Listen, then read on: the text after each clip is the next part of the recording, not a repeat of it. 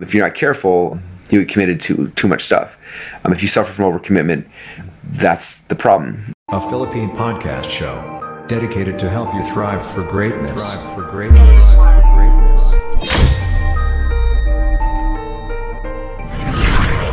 This guy is phenomenally passionate about what he does. How freaking amazing Jameer is. So skilled and so qualified, and I highly recommend him. Without a doubt, the best funnel builder I've ever come across. Yeah, really into the detail, and cannot recommend him highly enough. Not only was efficient and fast, but he understood the project. The person who built our entire funnel from beginning to end and has been with us since day one is Jameer. Nothing But Up, the podcast, with your host, Jameer and I'm always flexing.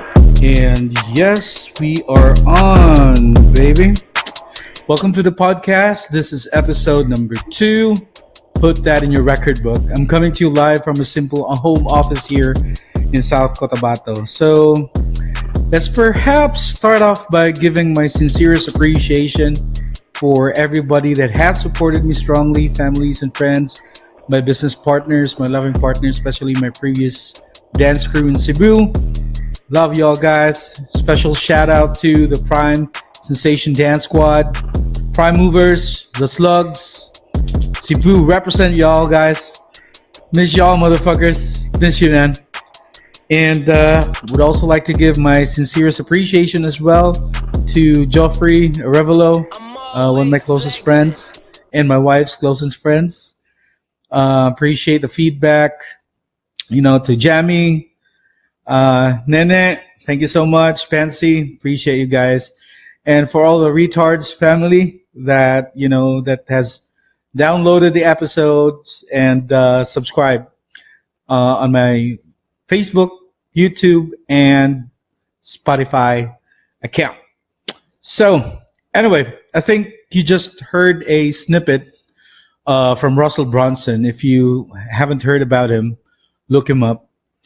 And if you're probably someone like me, I love spying on people's work, literally following all the awesome stuff they're doing and kind of like observing their best business practices and how they operate things, simply gathering every positive aspect they apply onto their businesses. So in my world, we actually call it funnel hacking.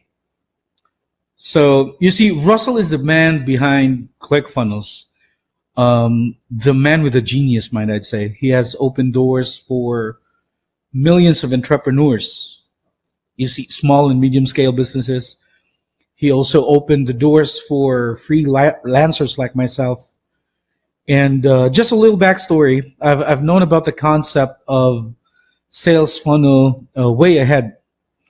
In 2012, I was fortunate enough to have worked with Amir Mahmood.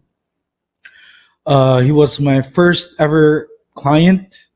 I was given the opportunity to have worked with him and Ryan Dice, who for me was very instrumental in the funneling industry. So he was using the software, a marketing tool called Lead Pages.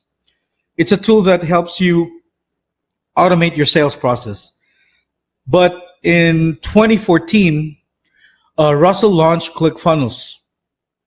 So then fast forward, Russell Brunson launched their sales funnel software October 2014, if I'm not mistaken.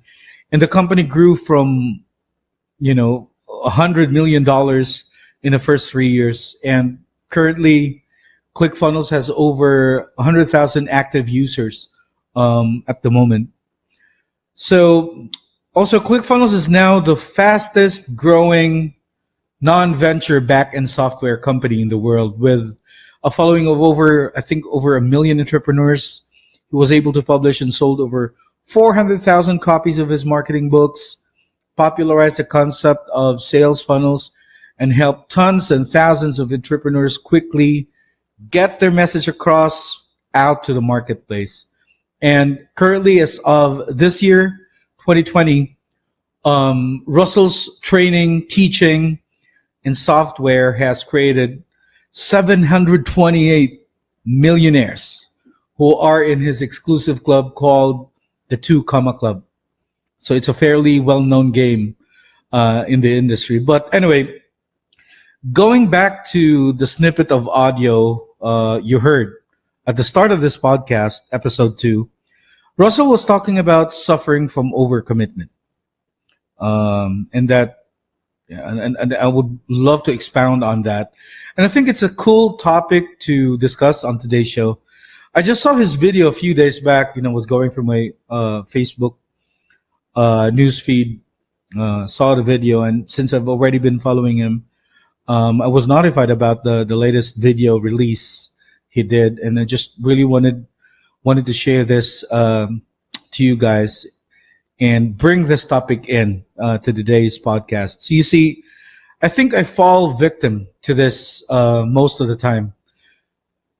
It could either be a good situation to be in or a bad one, but somehow I thought to myself, some people might be experiencing this too. So I thought, why not just talk about it and then use this podcast as a medium to drive and, deliver a message to help out people that are burnt out or feeling burnt out.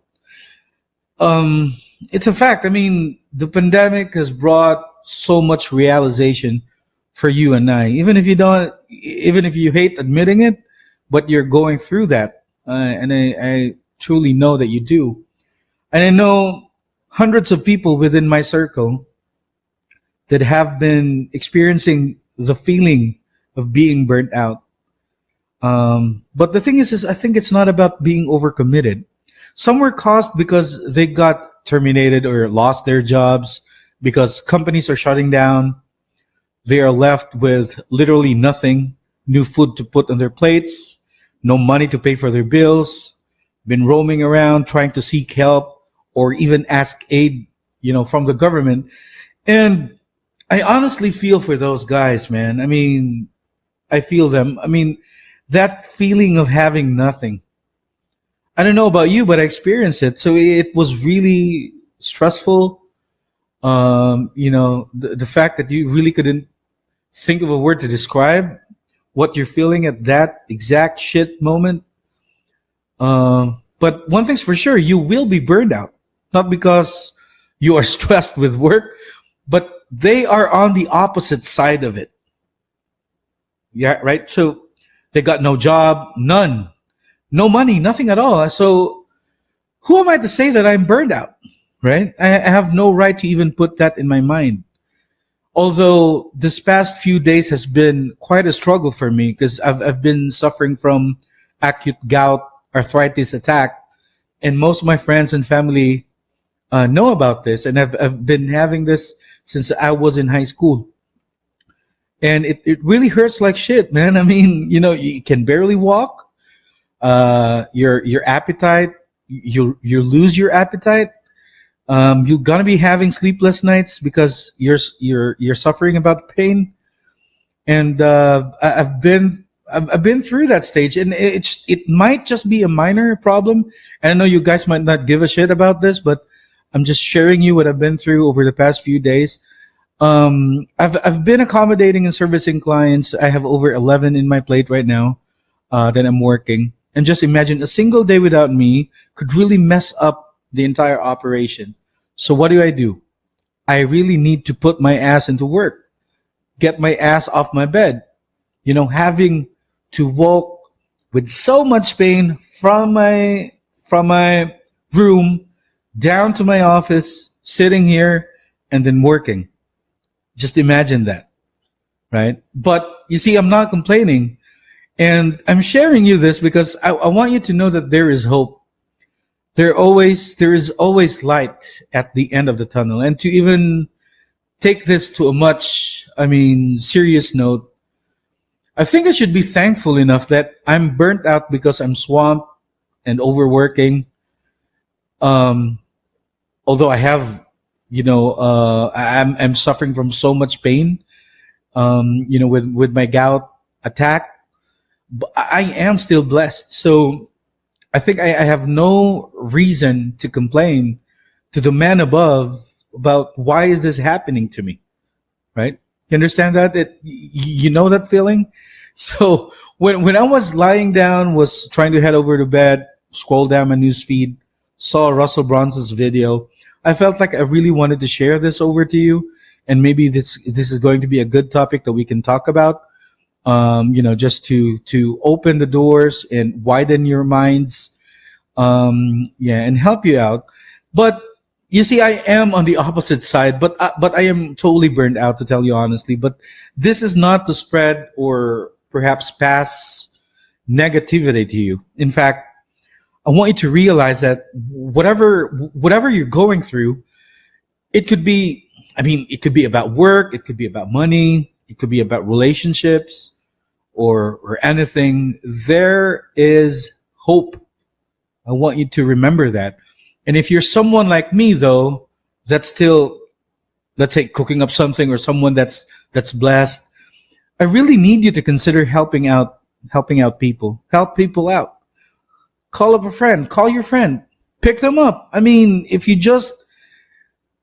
have something to spare, why don't you share, right? I mean, tell them you love them, even if you don't give them anything. But the point is, if you reach out to people, touch base with them, asking if they're doing okay, it just shows that they can really count on you. And that's probably one of the realizations I've had over this past few days. When I was left lying in my bed, suffering from pain, I thought about it. Your words matter to them, to those people. So help people.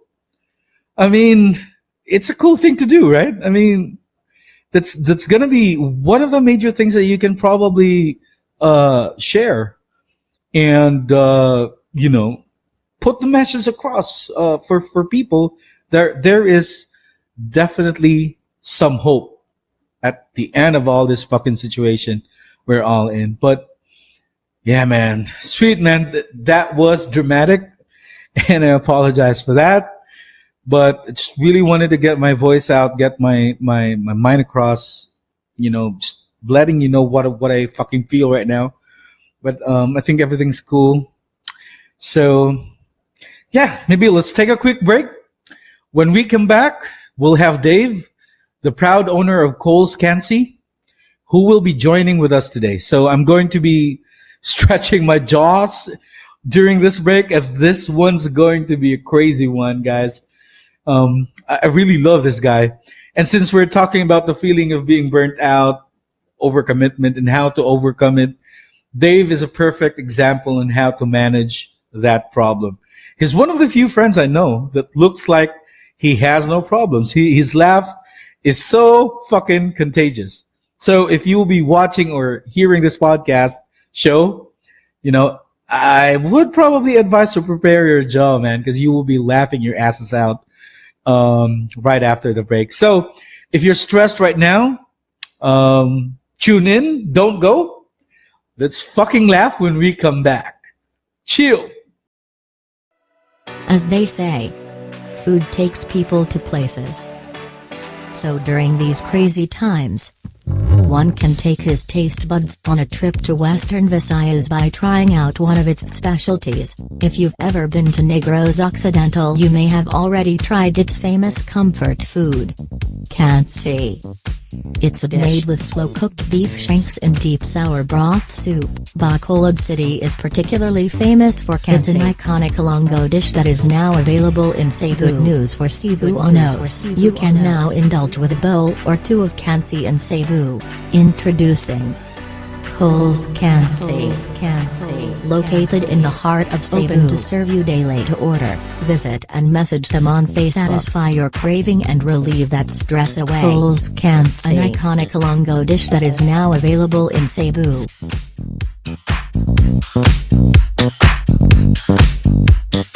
I'm always flexing. All right, cool. Welcome back to the show.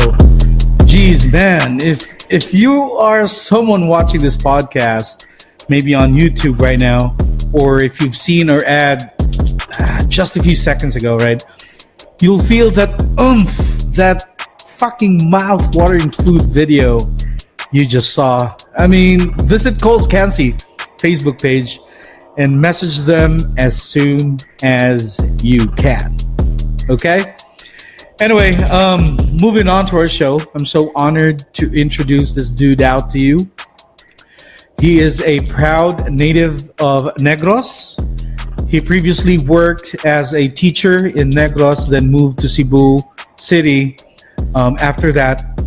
He then also ventured his way into working as a call center agent. He started at Teletech and was promoted from an agent to an assistant trainer. Then a few months after that, was then promoted as a lead trainer. So from Teletech, he then moved to a different company with Author Solutions, where I came to know him and pretty blessed to have met him. He originally applied for the trainer position, but was unfortunately declined during that time. But it didn't stop him. He then decided to move ahead with his application and then applied for the sales position. And then from that, fast forward, he then became one of the most consistent people or salesperson I know that has been consistently showing himself on the sales board. He then became a great supervisor. He was able to manage, I think, about around 7 to 10 sales representatives, I think, during those times. Then now, I mean, he and his wife, Lou, they own several small-scale businesses, establishing a real solid income stream, and help them build and introduce to Cebuanos the first ever illonggo dish, specialty originated from Negros. Known in Bacolod, also known maybe on Iloilo as well, and now has created so much buzz in the food industry or in the food business, and been seen and featured in various food networks. And their story was published on news, featured in newspapers, and literally making people starve and crave like crazy from more of their famous Cansi. So guys, I'd like you to meet the proud owner of Cole's Cansi, Mr. Dave Maestrecampo. Welcome to the show, man.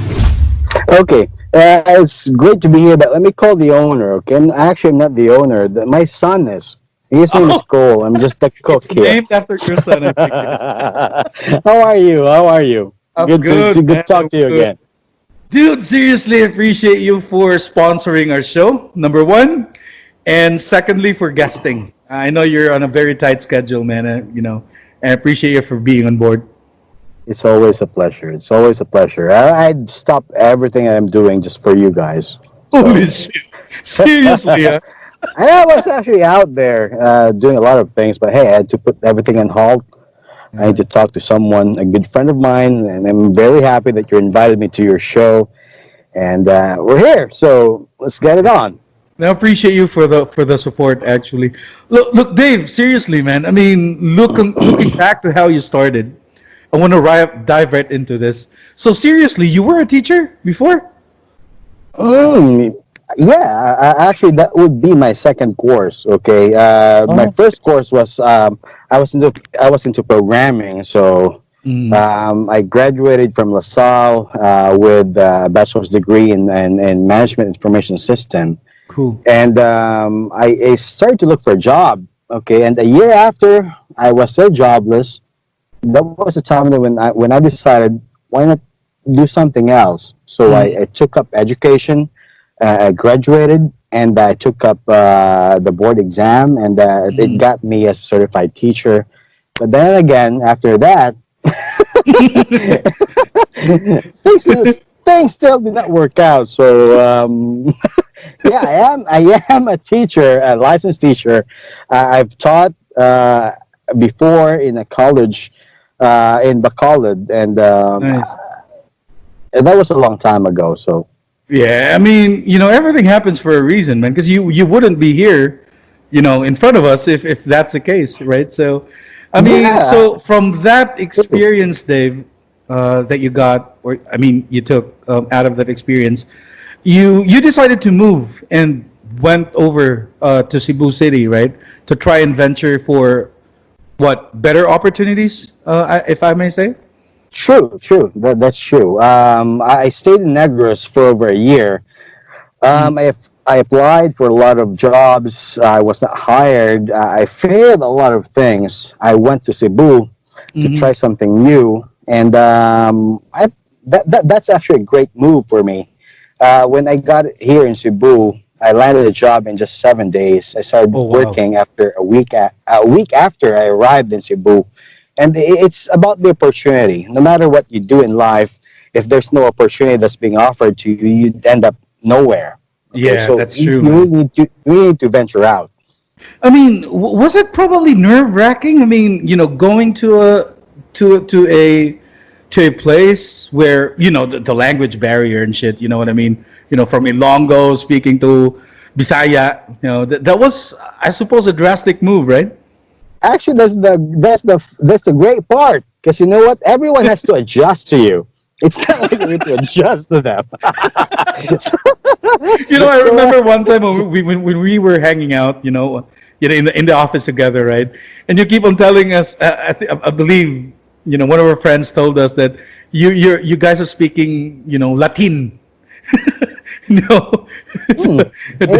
way, yeah, it sounded like that, but in a totally different sense. So, yeah, some, yeah, it may sound alien, but so it's real different. Yeah, there are a lot of Ilonggos here in Cebu, and that's true. That's true. It's always good to meet someone from your own native or from your own province.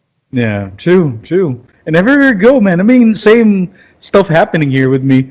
I mean, I'm pretty much isolated with a lot of Ilonggos here, just so you know. And true. If the moment I see a single Bisaya here, that's gonna be something that turns the table around for me. And I would love to speak with them even further. Man, I mean, let's maybe talk about the life you had as a call center agent. I mean, have you ever imagined working or seeing yourself as a call center agent? Now, please don't tell me you dreamed of it. I did. I've dreamt of it a lot of times. As a matter of fact, the very first job I had was I was hired as a call center agent way back a couple of years back in Teletech. And believe it or not, I was hired as a call center agent in the airline industry. Okay. The very first few weeks I landed that job, my board mate would tell me, "Hey, I was booking flights in my dream." So imagine that. I was booking a lot of flights going to Florida, going to Miami in my dreams. That's one hell of a story, man.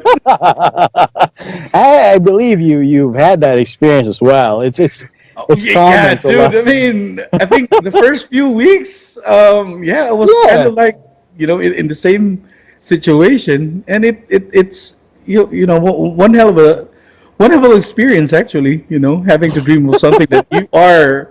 The fact is, were you working late night shifts during those times?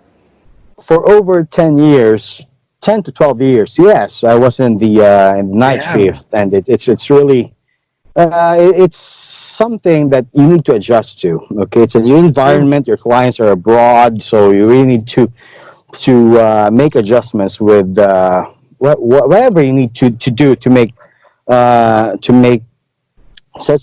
things work in a way. You just sleep in the morning. 12 fucking years, huh? 12 or more. Come to think about it. And I think from that, Dave, I mean that's one hell of a story you have there. So say approximately 12 years you've worked, graveyard shifts, probably half of your life, I would probably say, right? And I mean, from that experience, Dave, transitioning to opening up businesses for yourself. Now, it must have been very tough transitioning, right? Not just financially, I guess, but the mind setting, right? I mean, from employee mindset switching over to becoming an entrepreneur?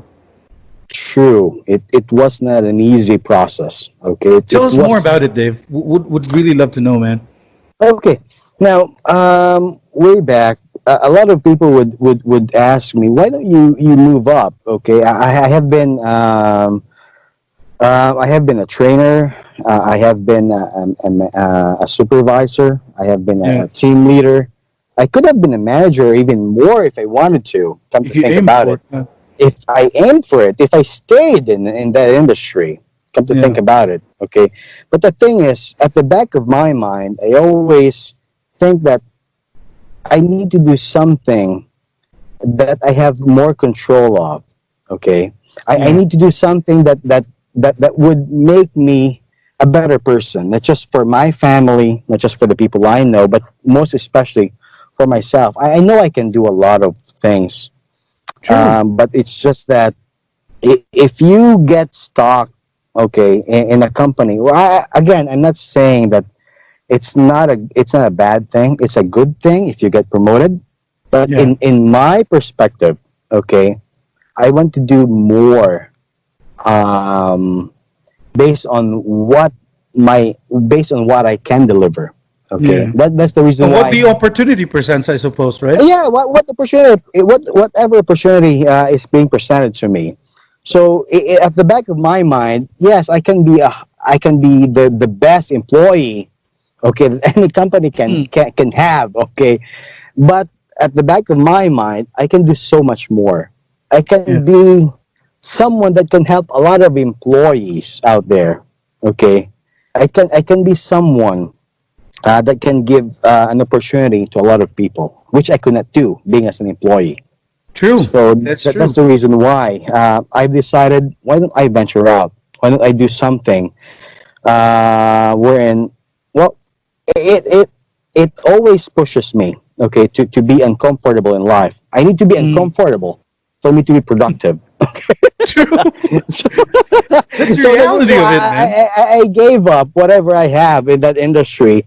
I was earning a lot of money. I think you know that. I think a lot of people know that. You know, for all the listeners out there, I can attest to that. You yourself, you're earning a lot of money in the industry, but that I don't know. But there's always a limit. There's always a limit. Okay, there's so much more you can do. There's always a limit. So that's the reason why you only have one chance to do whatever you want in life. Why don't you do whatever you want to achieve that? And that's the goal I have. Even if I fail, if I don't make it, if I make it, so long as I do it, that's good enough for me. Awesome, man. That's probably one of the biggest takeaway that we can get from this podcast show today. Probably. But I mean, with the transition you made, I just really couldn't imagine it, man. I mean, you know, I know that you're pretty much established now, and the business itself, of course. So then, Famous Cansi was born. How did you come up with that idea, bro? It was born out of necessity. Okay. Being a native of Negros, okay, I came from Kansas City. It's a place where a lot of people love to cook. Okay, I'm not the best cook out there. There are a lot of people that cook way better than me. Okay, really, I must say that. Yeah, and we should probably promote your hometown, man.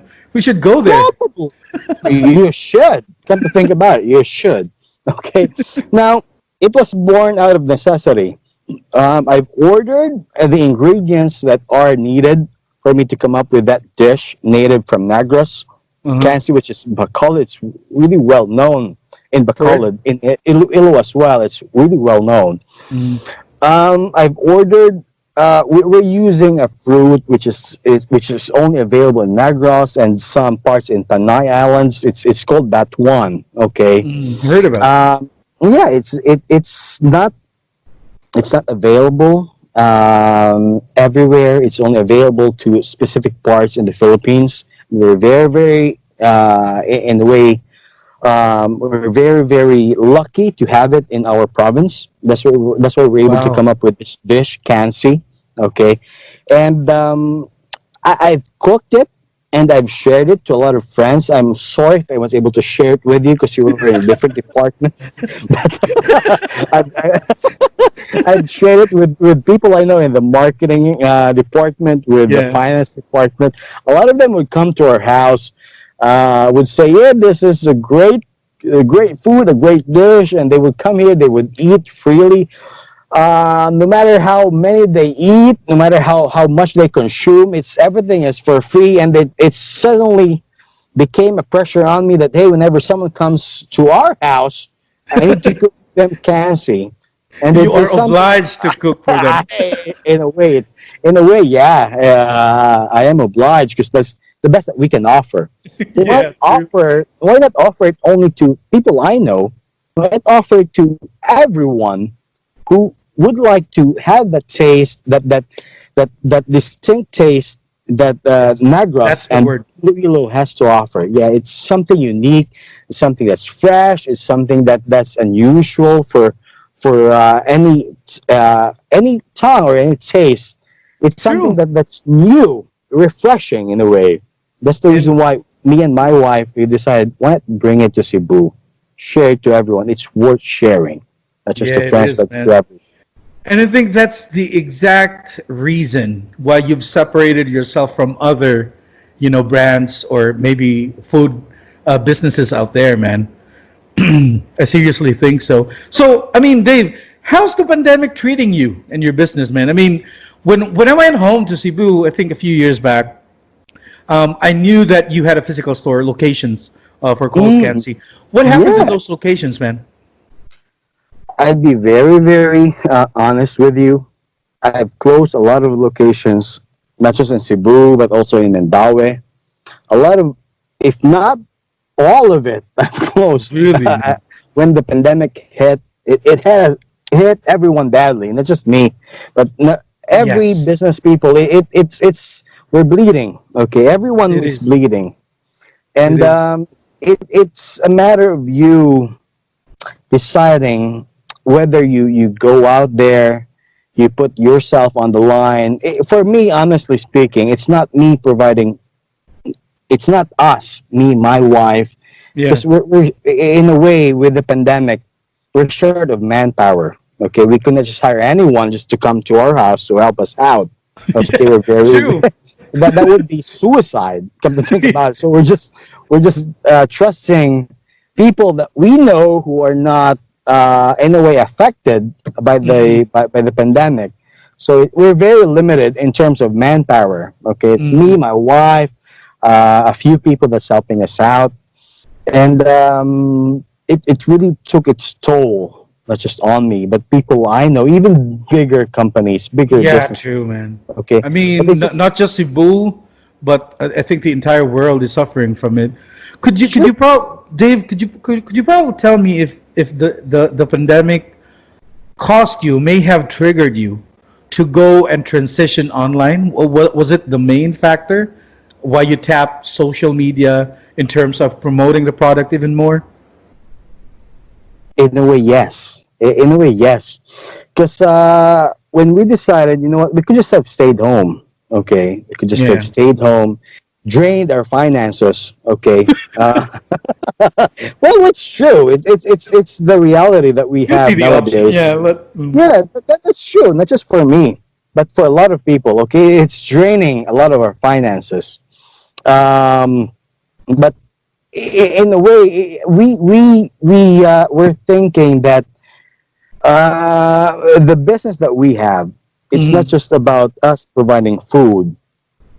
Our food provides happiness to a lot of people. We're even getting comments from our clients saying that, you know what, we thank you so much for still pushing through, for still delivering, for still providing the kind of comfort food that they can order with the pandemic that's going on, with all the problems that they have in their lives, with them losing jobs, with them losing finances, with them basically the struggles that they have.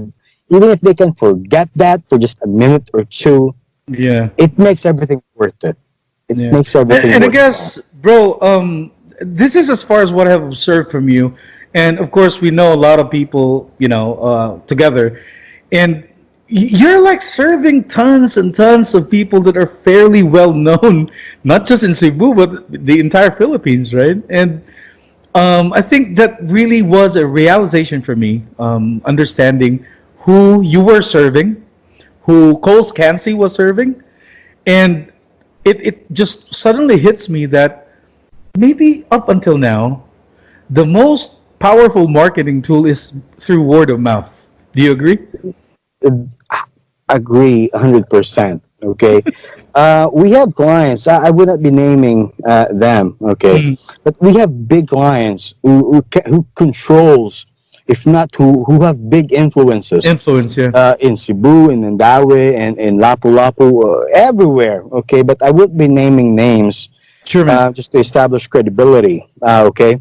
But it's more than enough for them to order food from us. Okay, something that's new. It's something that at the same time from our end, it's a privilege. Okay, so if it's something that would make it more worthwhile, where they are here, we're fighting this pandemic that we have. It makes it worthwhile. Okay, and in a way, it makes it's not easy. Okay, it's not easy. You have to. As a businessman, in this kind of situation that we have, it's never easy. Okay, it's a matter of you not giving up. So it's whatever happens, no matter how low you go, there's nothing but just basically fighting your way up. Yeah. This is what your show, I think, is all about. It's nothing but up, man. You have to go all the way up, regardless of whatever fucking situation you're in.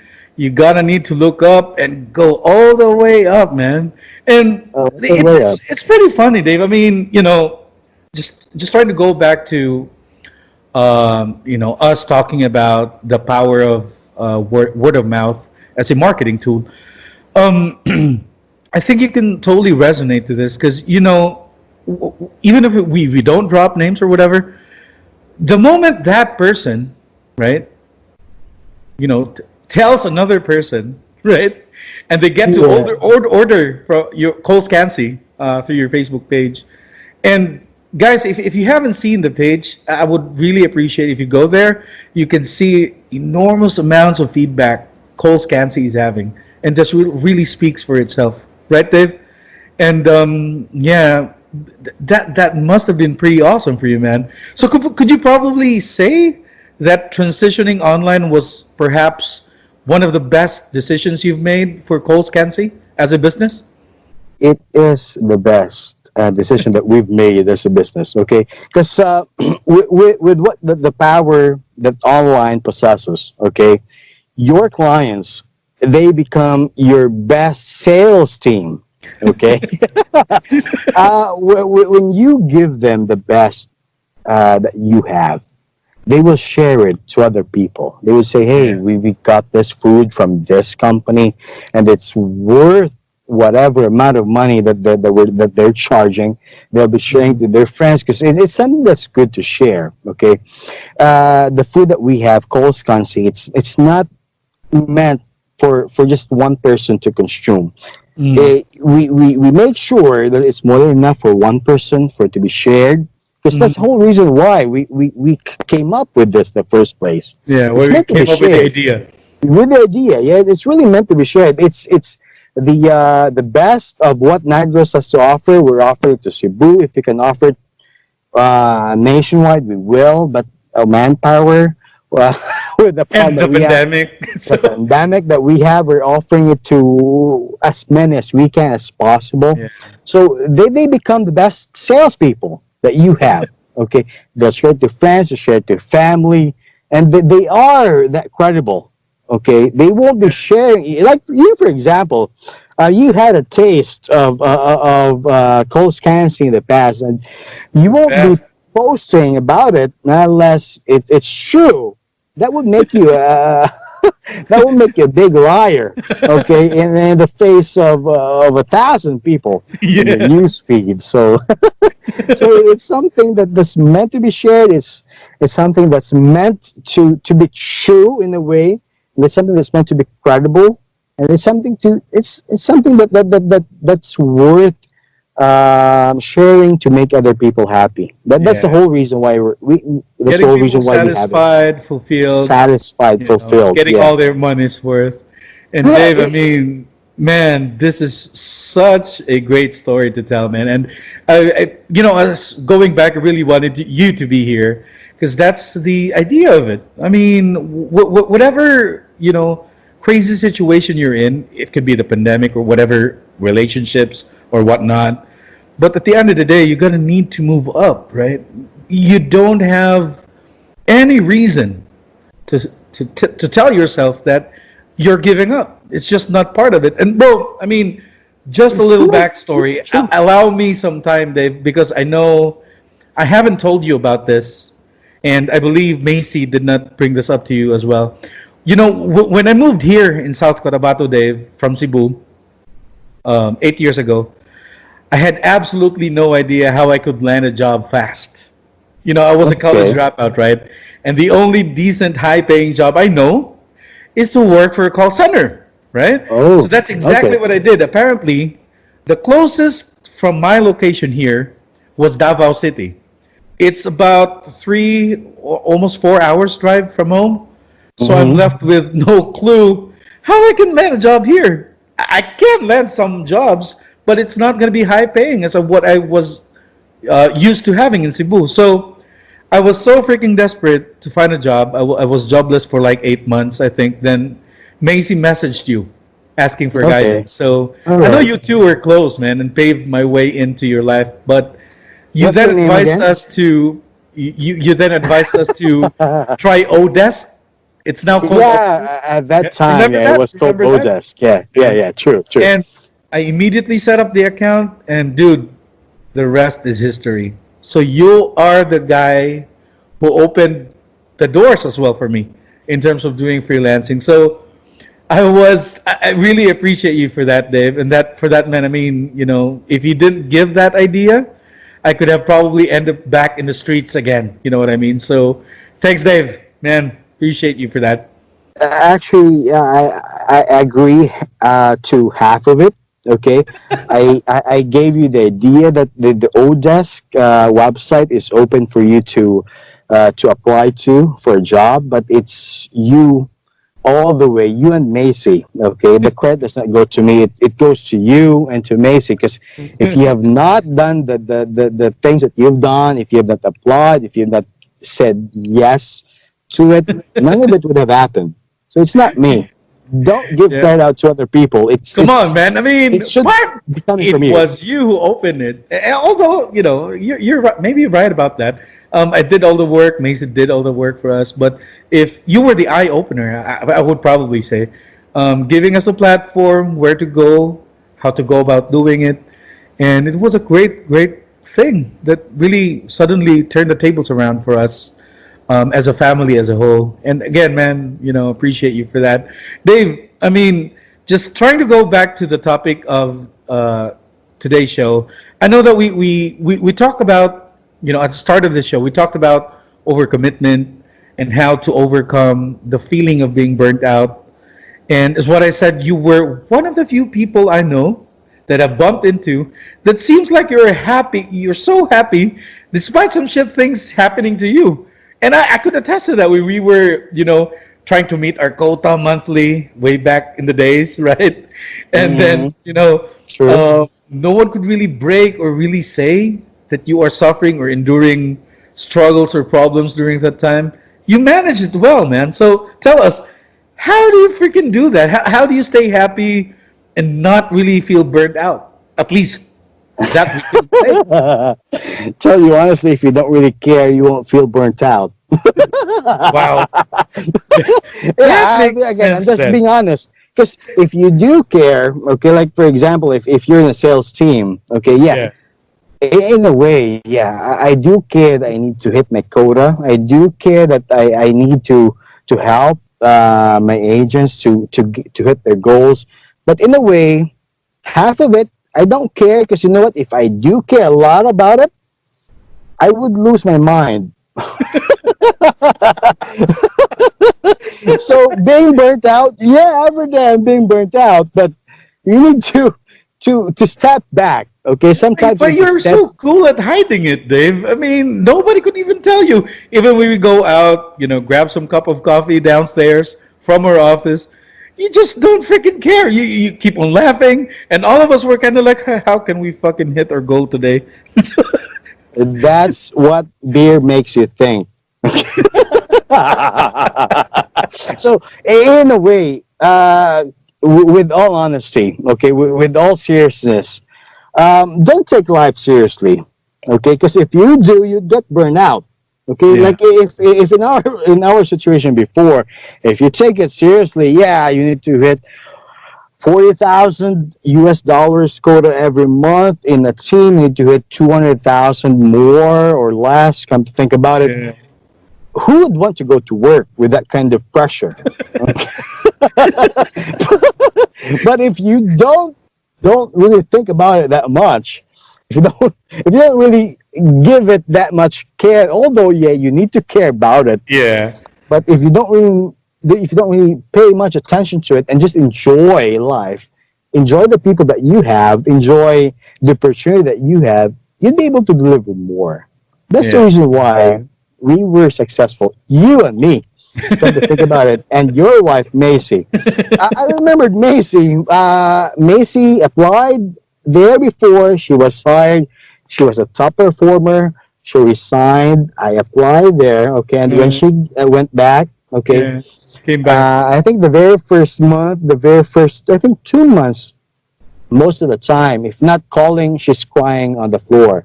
Yeah. Say, how could I hit my quota?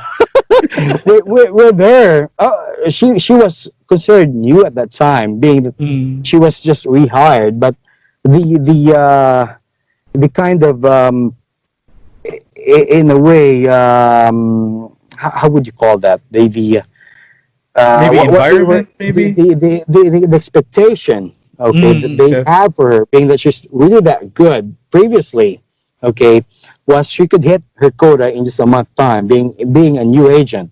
I Yeah. think she was given $15,000 on her first month. Okay, the very first month that she's back, she was crying. Okay, she was And I crying. think she was handling tier 3 leads, right, Dave? Was it She right? was handling, yeah, garbage leads.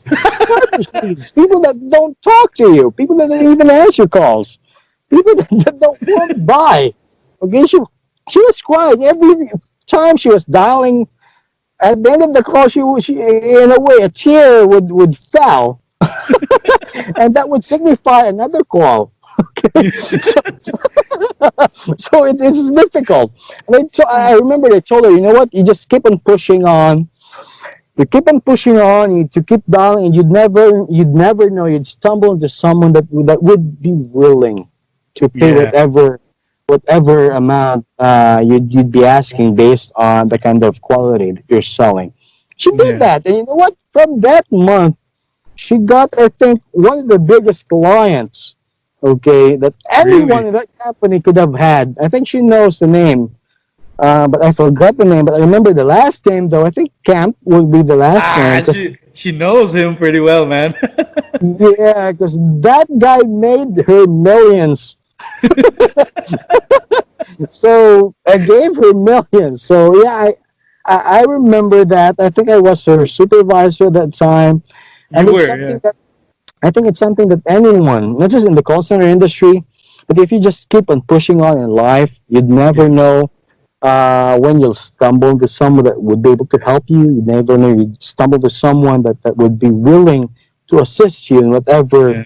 opportunity, whatever basically idea you have. It's Yeah. about just moving on. It's not about being comfortable. It would kill whatever ambition you have. Yes. I did that. I have done that for 2 years. I got too comfortable in life. It got me nowhere. Okay, it got me nowhere. You need to move forward. You need to keep on moving on. Yeah. Nothing but up, man. Nothing but up. Nothing but up. Nothing but up. Wow, Dave, I'm totally blown by you, man. Appreciate you for that. You know what? It's been a phenomenal show, and I know tons of our maybe office mates will be hearing or watching this out, and it's a great thing to have you sharing your thoughts. And I think before we probably end our show, Dave, I mean myself and the rest of the listeners and viewers of the show, we'd be all happy to hear some words of advice from you, man. I mean, to everyone looking to run a business or establish themselves in a way, maybe you can share some tips on how to keep going, despite the crazy times. Lastly, maybe you can throw in some words for us. Okay. As an employee, in whatever business you have, whether it be in a call center or in a retail business or whatever business you have, it's never going to be easy. Okay. When you start a business, as a matter of fact, I went through all of these. Okay. I stopped. I resigned. I gave up whatever I have with my company. Yeah. And with my previous company, I mean the company that I'm working with, and I had two degrees as a programmer, as an educator. I have all the credentials, and I end up cooking. Waking up 4 a.m. in the morning, waking up, slicing onions, tomatoes. Basically, I'm getting ordered even as we speak. Okay, I'm sorry for my hands swiping. Someone was inquiring to order. So at this time, 1:00 in the morning. And this is live, guys. This is live. Okay, so it's never going to be easy. You forget everything. Forget everything that you have. Forget everything that you've done in life. It doesn't matter. Whatever you've achieved, it doesn't matter so long as you don't move forward. You need to move forward, okay? Whatever industry you want to go into, forget everything that you've achieved. If you do, you would not be able to go places, okay? Yeah. I have two degrees. Why should I work? People should hire me because of my credentials, but that's not the case. That's not the reality. I'm waking up early in the morning, cooking, packing, delivering, doing everything that I can to make it work, and it's never going to be easy. But at the end of the day, it makes it all worth it. Yeah, man. Wow, powerful words, Dave. Awesome. But that's just beer talking. Show everybody your beer, man. I have it here. I'm sorry, I have it. We're not lying. There's the share it to red you. horse, red horse guy. That's the power. Wow, the power of our age. Cool, awesome stuff, man. Lastly, how can they get a hold of Coles Cansi, Dave? Tell people how can they get order Coles Cansi. It's very difficult. Okay, all you have to do, you need to go online, log into Facebook. You have your account, and it's very, very difficult to type in the word COLESCANSI, Coles Cansi, and then you'd talk to someone. You'd get a prompt giving you an order to fill up the form. It's very tedious. But at the end of the day, you'd get a bowl of pure happiness, and that's what we offer. Okay. Nice. Guys, please go through the very tedious process Dave mentioned. Go to Coles Cansi's Facebook page, message them. You will receive a prompt. It's so fucking difficult to do, so please do it. Okay. It's not for the. Sweet, man. I guess, Dave, let's probably wrap up the show now. Thank you so much again for being on the show, for being on board. Thank you for sponsoring Nothing But Up the podcast. Appreciate you for that. Any final words? Yeah, it's always a pleasure. You can call me 30 minutes after this and we can do another show. It's not a problem. I won't sleep just to make sure that I get to talk to you. That's how pumped up you are, huh? I am. The power of Red Horse again, guys. Disclaimer. It's the beer talking. All right, guys. It's pretty late. Let's go ahead and wrap the show. Thanks, everyone, for joining. So until our next episode, Dave, thank you. Nothing But Up, the podcast. Peace, y'all. I'm always flexing. Thanks for tuning in. Download this episode and pass on the news. Hit like and subscribe. Watch out for our next episode coming out next.